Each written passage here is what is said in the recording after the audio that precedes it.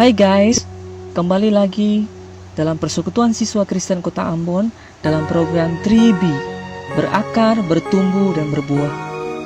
Guys, kesalahan demi kesalahan yang kita lakukan sangat menghancurkan hidup kita dan sungguh melukai hati Allah. Namun oleh karena kasih-Nya, Ia rindu memulihkan kita dan Ia sanggup memulihkan kita. Bagaimana hidup kita dipulihkan oleh Allah? Guys, kita akan mendengarkan kesaksian dari Ibu Samaria yang kisahnya dimuat atau diceritakan oleh Rasul Yohanes di dalam Alkitab Injil Yohanes pasal 4. Mari kita saksikan kesaksian dari Ibu Samaria. Halo adik-adik, jumpa lagi denganku Perempuan Samaria. Nah, kemarin aku telah bercerita bagaimana kepuasan sejati tidak dapat diisi oleh apapun selain Tuhan Yesus sendiri. Di luar Dia, kesenangan yang kita kejar akan membawa kita pada kehancuran. Nah, sesuai janjiku, hari ini aku akan bercerita bagaimana Tuhan mengubah hidupku. Suatu siang, kira-kira pukul 12 seperti biasa, aku pergi menimba air di sumur. Sesuatu yang jarang dilakukan oleh para wanita pada masa itu. Karena sangat panas, dan karena itu mereka sudah menimba air di waktu pagi. Tapi aku tidak berani menimba air di waktu pagi. Aku tidak berani bertemu dengan orang-orang. Karena aku pasti dicemooh, dihakimi perempuan tidak benar, dan lain sebagainya. Ya, aku takut. Kalian mungkin tidak pernah merasakannya, tapi bagiku itu hal yang sangat menyakitkan. Ya, kehidupanku sudah aku ceritakan di minggu kemarin. Siang itu, saat aku tiba di sumur, ada seorang pria, dan aku tahu dia bukan orang Samaria. Dia orang Yahudi. Nah, orang Yahudi saat itu tidak bergaul dengan orang Samaria, apalagi sampai berbicara dengan wanita sepertiku. Tapi pria ini berbeda. Dia meminta supaya aku memberikan dia minum. Spontan aku mengatakan, kan kamu orang Yahudi, mengapa minta air dari orang Samaria? Tiba-tiba dia berkata, jika kamu minum air yang aku berikan kepadamu, kamu tidak akan haus lagi. Pria aneh. Tapi kalau memang dia bisa memberikan air itu, bagus juga sih, supaya aku tidak perlu datang ke sumur untuk menimba air. Akhirnya, aku langsung menjawab, aku mau berikan air itu. Astaga, tapi dia minta supaya aku memanggil suamiku. Ya, aku jujur saja, aku tak punya suami. Dan yang sekarang tinggal bersamaku bukan suamiku. Adik-adik, waktu mendengar aku berkata demikian, dia tidak sama dengan orang-orang lain yang langsung menghakimi, menghujat. Dia justru menerima kejujuranku. Dan dari tanggapannya, dia tahu segala sesuatu tentang diriku. Padahal baru pertama kali aku bertemu dengannya. Tidak nyaman sih sepertinya, karena privasiku dibicarakan oleh orang lain. Aku sangat tidak nyaman. Akhirnya, aku berusaha mengalihkan pembicaraan ke hal lain. Ke hal agama, penyembahan. Tetapi dia ternyata lebih tertarik tentang yang terjadi dalam diriku. Dan dia bela-belain untuk melewati Samaria karena memang ingin menemuiku. Dia meminta aku percaya kepada dia sebagai air hidup. Ya, aku percaya dan menerima air hidup itu.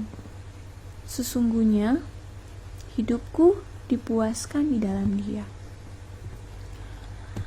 Aku merasa ada hal yang berbeda dalam diriku. Merasa damai. Ya, pertemuan dengan pria itu memberikan aku kedamaian dan kepuasan yang selama ini aku cari. Pria ini adalah Tuhan Yesus, Anak Allah yang Maha Tinggi. Pertemuan itu mengubahkan hidupku.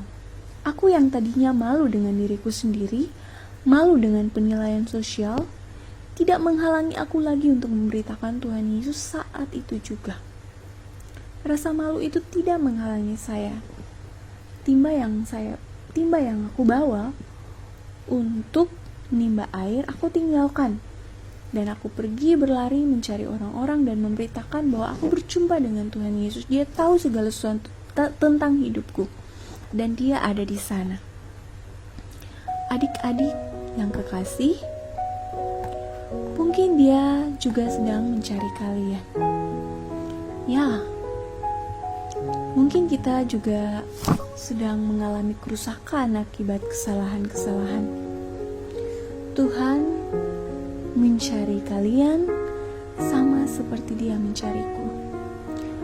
Mungkin caranya berbeda, tapi untuk ketahuan kalian, seberapapun besar kesalahan yang kalian lakukan, Dia mau memulihkan karena Dia mencintai kalian. Mungkin saat ini Dia sedang menunjukkan apa yang ada dalam diri kalian. Senang pornografi dan membuat kalian tidak puas, tapi makin haus, terjebak dalam pornografi, dan itu menghancurkan hidup kalian.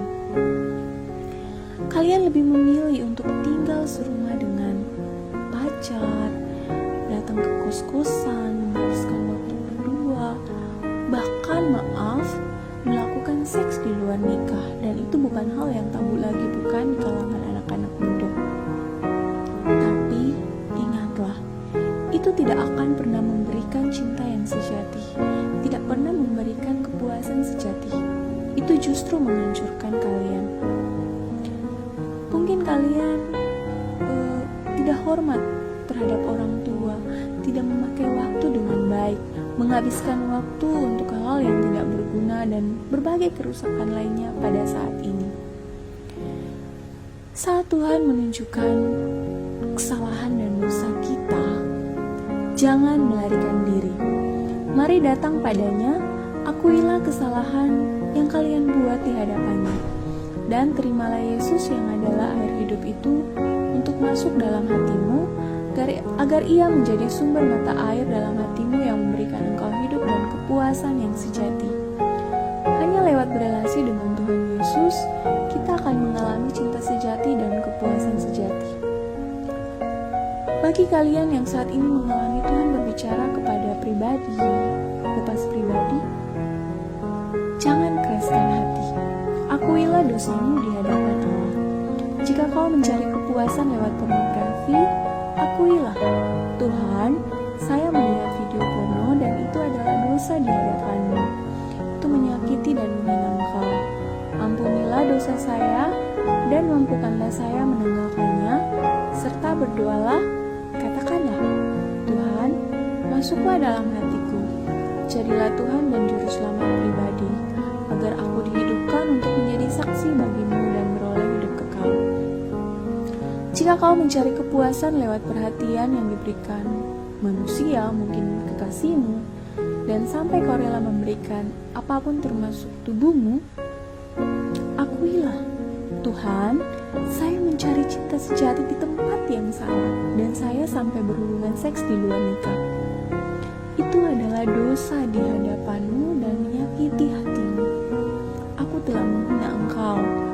Ampunilah dosa saya dan mampukanlah saya menanggalkannya. Serta berdoalah, Tuhan, masuklah dalam hatiku, jadilah Tuhan dan Juru Selamat pribadi, agar aku dihidupkan untuk menjadi saksi bagi-Mu dan beroleh hidup kekal. Akuilah dosamu. Terimalah Tuhan masuk dalam hatimu menjadi Tuhan dan Juru Selamat pribadi. Ia akan masuk dan menghidupkan engkau. Saat engkau menerima Yesus Kristus dalam hatimu, engkau memiliki relasi dengan Allah, dan melalui relasi inilah engkau akan mengalami kepuasan sejati, dan akan Ia bentuk menjadi saksi bagi banyak orang. Tuhan Yesus